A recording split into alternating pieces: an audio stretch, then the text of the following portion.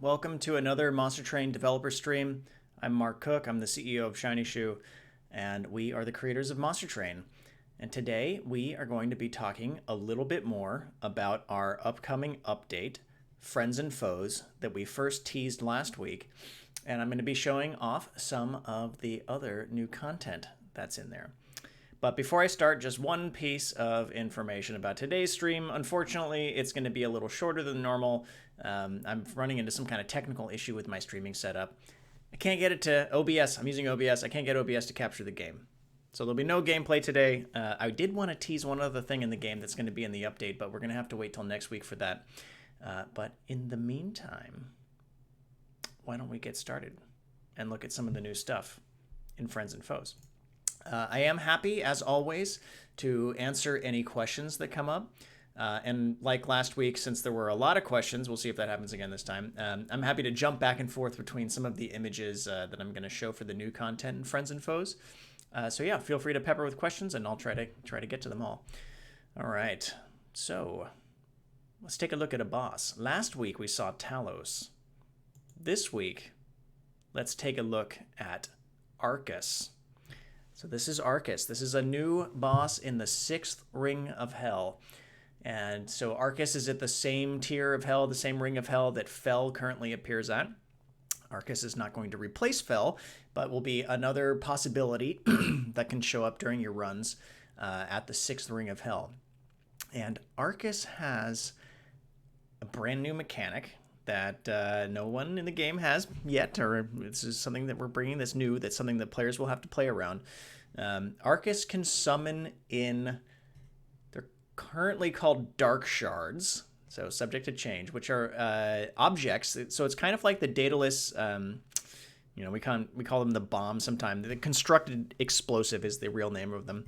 And these dark shards that Arcus can summon in, however, cannot be attacked, and they can't be targeted with spells, so they're completely immune to all players' ability to defeat them. And they have triggers that do different things. So, for example, one of them, if I'm remembering correctly, if you cast a spell in the room that the dark shard is in, your pyre takes damage. So they create room-oriented effects where you have to play around what they're going to do and accept if you want to take the drawback from doing whatever action it is that it's penalizing. And so there's a number of variations on Arcus, just like there is for all the flying bosses, that creates a variety of different strategic positions that you have to play from and try to figure out how to overcome. All right, so jump into questions real quick, and I'll jump back to this image. All right, Rich9219, do you have a timetable for when the new content will be released? It's hopefully just a few weeks away. So we're not super far away at this point. It's not months away. It's not coming out tomorrow. So within the next few weeks, let's put it that way. And then hopefully soon we'll be able to announce a specific date. Advice: this guy looks dope. Is he made of ice? All right, let's jump back. He is not made of ice. He is made of a special type of crystal, which is something that is important in the Friends and Foes update lore. It's actually a theme throughout all of the Exiled champions and some of the new bosses that are in the game as well. So I'm definitely not the lore guy. I know I say that on all of my streams, but there is a meaningful through line as to why visual elements of these special crystals appear on pretty much every single character that's in the update. And yeah, Arcus has a bunch of them. I'm glad you like how he looks. All right, Mars Greek God says, is that a fallen? Lower questions. Fallen angel. He's looking fallen to me, but yes, Redbeard would have a better answer for you on that. All right, Gamer Noob, will there be new achievements for killing the new bosses before they enter their combat phase? I don't know if we've specifically put that exact variant of that achievement in. I do think that's a fun achievement overall for Daedalus and Fel. And we have that for Seraph too, I think. So, yeah, there are going to be new achievements in the update. I'm not sure if we're specifically doing that one, but it seems like maybe we should. So, I'll keep it in mind. All right, Zero Playtime. Question: how many cards per faction are you planning to add? Also, does the new champions bring new mechanics with them? So there, in this Friends and Foes update, there's one new card per faction, per clan. So if you choose the Exiled champion, you get a new starting card. So for example, last week we looked at the Shard Tail Queen, and she's in the Hellhorn clan. So normally when you get the Hornbreaker Prince, you start with Torch as your starting card. But with the Shard Tail Queen, you start with a different card. I'm not going to show it today. We'll show it next week for sure. But yes, so there's one new card per clan. And then at clan select, when you're choosing between your primary clan and your allied clan, you can choose if you want the exiled option for both. So there's a bunch of new permutations of starting conditions based on those kind of starting deck. And so you can craft your starting deck a bit by choosing between those. And do the new champions bring new mechanics? Yes, definitely. So there's a number of new mechanics associated with the new champions. And in just a few minutes, we're going to go and look at 2 of the other new champions, and we can talk about what they do.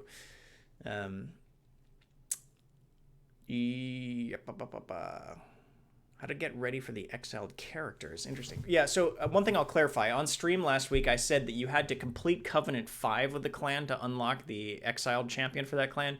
That was wrong, so sorry about that information. Everything is still subject to change. You know, we're still iterating on it. We're still trying to improve balance and think about what's going to be the coolest set of gameplay mechanics. But for the unlock criteria, it's just level 5 for that clan. So probably if you're watching this stream, you have all clans at level 5 already. So all of the exiled champions will be unlocked immediately when you update. So I'm sorry for the misinformation on that. All right. Sehig 2. The existing demon units look like they're grown-up versions of fledgling imps and welder helpers. Are there grown-up versions of pyre chompers and impish scholars and transcend imps? Will we see them? That's a great question. There probably are within our world. We are not going to see them in the Friends and Foes update. However, I will tease that there is going to be a new imp in the update, so look forward to that.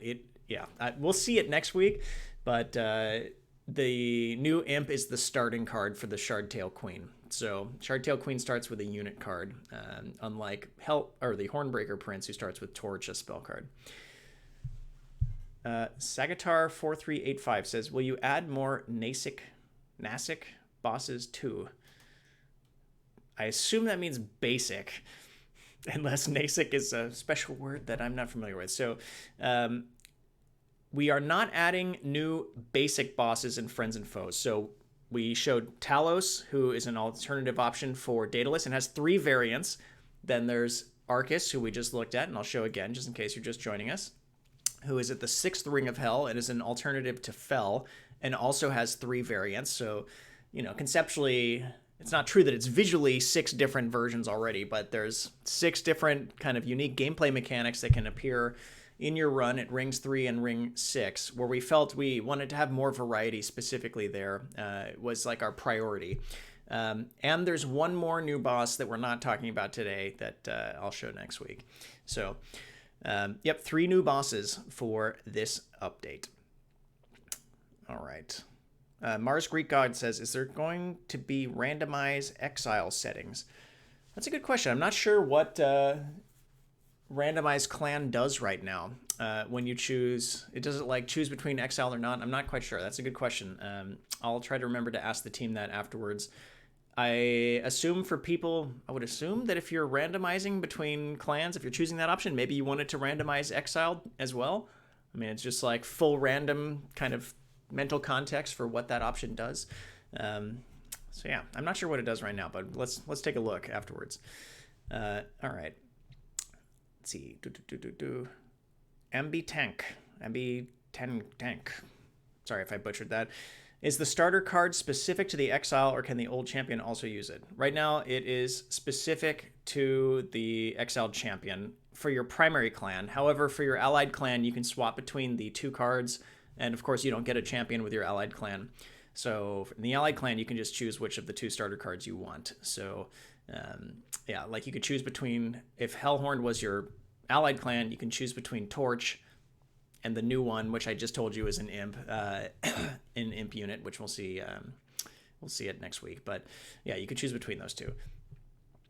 All right, Sour Shadow. Could we see future rewards tied to specific Covenant ranks, like the new Char, for example, or other skin card backs cosmetics? Yeah, we would like to do more card backs, and tying them to achievements that are associated with getting high in Covenant ranks definitely makes sense to me as something that would be rewarding for the players who have managed to accomplish that. So yeah, we're definitely thinking more about that. In Friends and Foes, there is not going to be any new cosmetic updates. However, there's a bunch of other gameplay stuff we haven't shown yet that's still coming. So yeah, speaking of, why don't we jump over and look at some new champions? Here's two more of the new Exiled champions. So on the left, we have Little Fade from the Melting Remnant. And on the right, we have Primordium from the Umbra clan. So we've got two more of our new Exiled champions here. And they have some quite different mechanics than the current champions within their clan do. So Primordium, I want to talk about because he's super unusual. He's made up of multiple morsels, and basically this is a champion that can be eaten like a morsel can. So anything that triggers off of those types of mechanics, as of right now, I think many of those things are also associated with Primordium. Like, we're still debating, is Primordium a morsel himself in terms of the subtype? Because right now all champions have the champion subtype. But yeah, so he can be eaten. And there's a new gameplay keyword associated with Primordium called buffet. And buffet allows him to be eaten multiple times.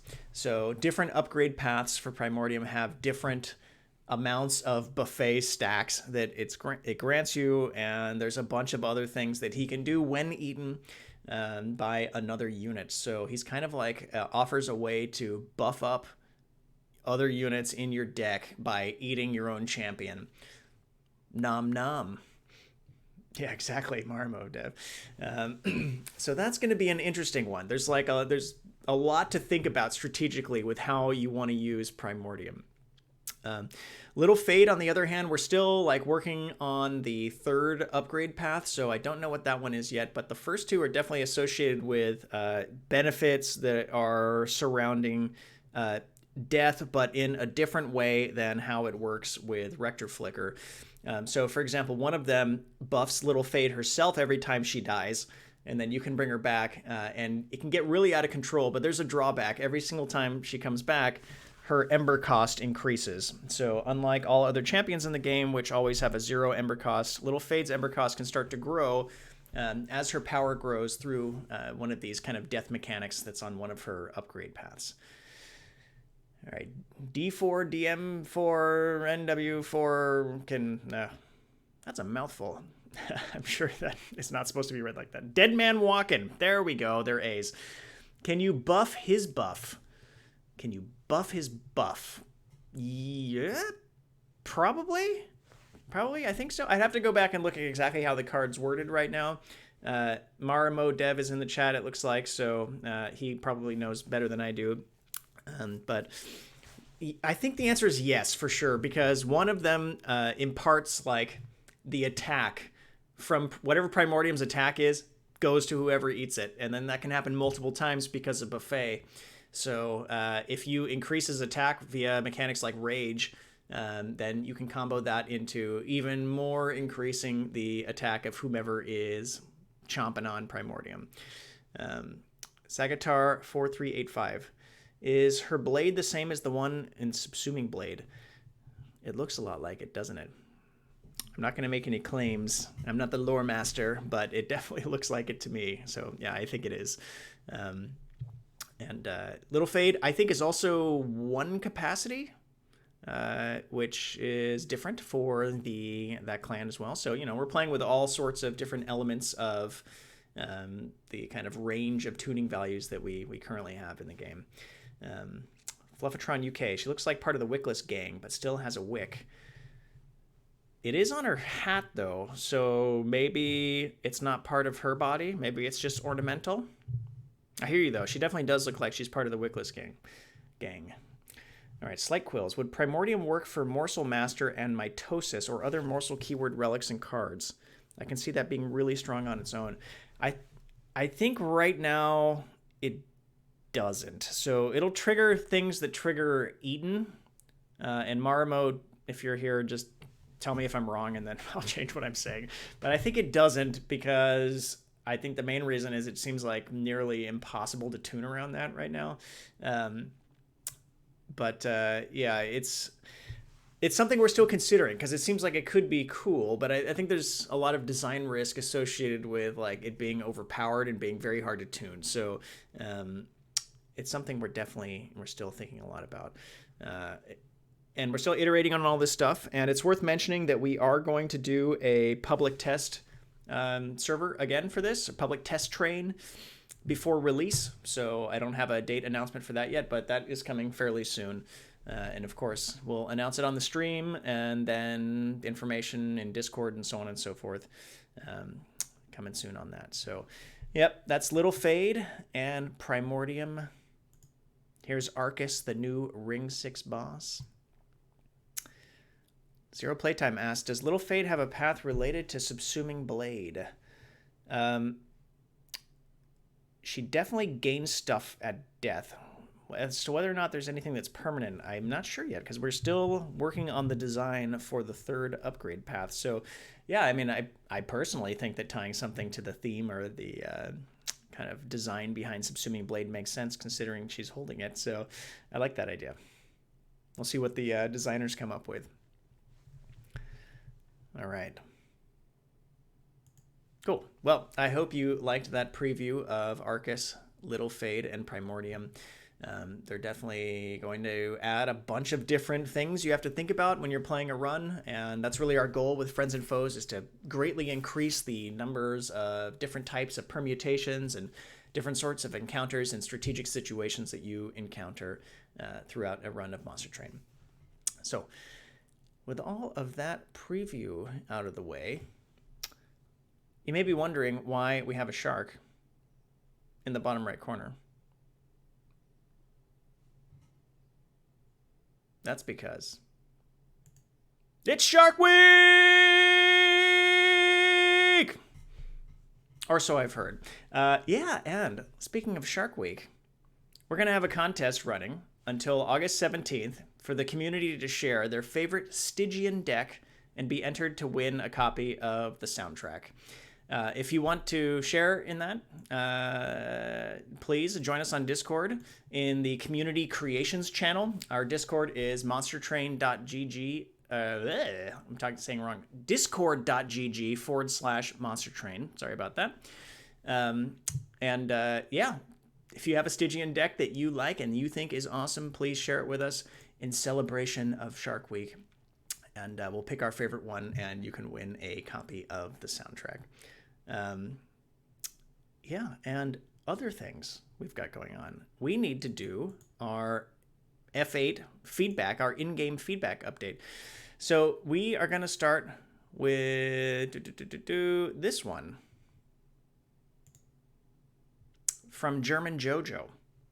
German Jojo says, I just noticed this. There's an anvil in the bottom center. This is at the champion upgrade screen. There's Hef there. It's clipped off on the left, but that's Primordium. So here's the nails. They're just to the right, bottom left of the anvil. It's sitting on a rock. Okay. So, why are there nails pounded into the rock? What self-respecting blacksmith would do this? Deep thoughts with German Jojo. It's a good question. I don't have an answer. Is there something written on... I see, obviously it says Impco on the anvil. What does it say on the rock? Looks like it's a D. 2 Ds.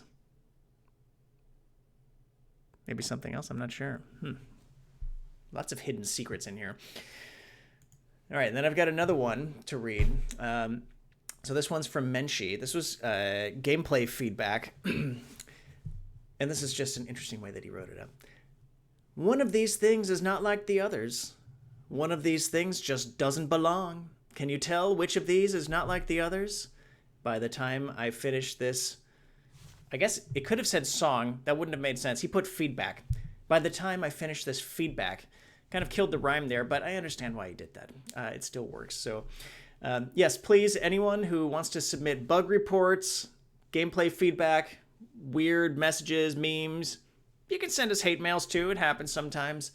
Feel free to hit the F8 key in game. That's the default binding at least, and you can share your feedback with us. It also sends a screenshot in your log file, which helps us debug problems if you encounter a bug. So we definitely read all that stuff. So thank you to Menchie and German Jojo for their interesting messages in this last week. All right, well, I'm happy to take any other questions about the Friends and Foes update that's coming soon. I can go back briefly through the characters again. So this is Arcus, our new Ring 6 boss, who is an alternative to Fel. He summons in Dark Shards, which are untargetable traps, so to speak, that create situations on one floor at a time in the train where you have to play around their triggers, because they can trigger things like every time you summon a unit into the room, all of your units in the room are dazed. So things like that you really have to think about and try to avoid. And we have Little Fade, the Exiled champion for the Melting Remnant, and Primordium, the Exiled champion for the Umbra clans, as two of the reveals for new champions coming in the update. And I've got a couple of questions that I'll jump over to. So, Sagatar4385, will there be new NPCs? Let me think. No, not in this update, but we're definitely thinking a lot about that and where they might appear in the future. And Uri friend, I long for the cat people. Well, the merchant. We should make a merchant clan, right? All different cat people. You'd be happy, I think, if we did that. All right. Ericer90, are the new bosses a set, all or nothing? Or you could have Talos and then Fel. Yeah, they're not a set. So we want to increase the number of permutations that are possible in a Monster Train run. So they are not tied to one another right now. So when the dice roll, you could get one of the 3 versions of Daedalus for the Ring 3 boss. You could get one of the 3 versions of Talos for the Ring 3 boss. And then you could get one of the 3 versions of Fel for the Ring 6 boss and one of the 3 versions of Arcus for the Ring 6 boss, in any combination of those. So yeah, it's certainly our goal to try to just increase the number of possibility space for runs overall. And like I said, there's one more boss to reveal, which I'll do next week. And hopefully we can play, I think at that point we'll be ready to play a run in a week on the Friends and Foes update before it goes out for the public test train, public test server, whatever you want to call it, which we're going to do on this update as well. All right, CML100, will there be an indication of which boss you are going to get in the same way as you can see which version of the final boss you are fighting? So right now, already in the game, there is a way to see that. But I don't think we could improve it. Let's put it that way. So right now, at the 3rd Ring of Hell and at the 6th Ring of Hell, you can see which version of Daedalus or Fel that you are going to face based on the icon that's in the little circle for the battle node, like where you click to start the battle. So we are going to do new icons for both Talos and Arcus. But one thing that we are considering doing, and we were just talking about this morning, is in the run start screen. That's where we call it, where you see which version of Seraph you're gonna be facing, to also show, maybe with a smaller level of importance, the Ring 3 and Ring 6 bosses you're going to face too, just as a reminder. So yeah, it's something we're actively thinking about right now. We definitely want you to know it's not meant to be hidden information. Right now it's a little bit buried because you have to look at those icons on the map, and the icons themselves we think could use some improvement. So but yeah, that's the goal with that.